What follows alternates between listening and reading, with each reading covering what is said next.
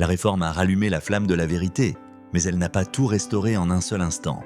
Dieu ne révèle pas toute la lumière à la fois. Il la redonne pas à pas, selon la capacité de son peuple à la recevoir. Après la réforme, la Bible redevient l'autorité suprême. Mais plusieurs vérités, longtemps cachées, restent encore voilées par la tradition.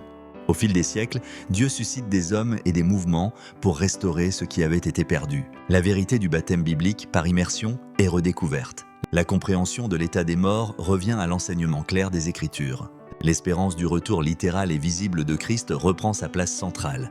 Chaque génération reçoit une portion de lumière, mais avec la lumière vient aussi une responsabilité.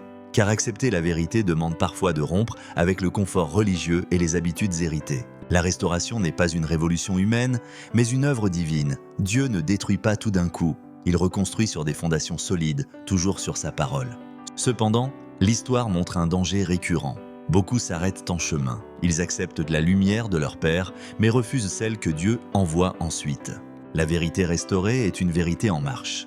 Dieu appelle encore aujourd'hui un peuple prêt à avancer, non attaché aux traditions, mais fidèle à toute sa parole. Car la question n'est pas « qu'est-ce que Dieu a révélé hier ?» mais bien « qu'est-ce qu'il révèle aujourd'hui ?»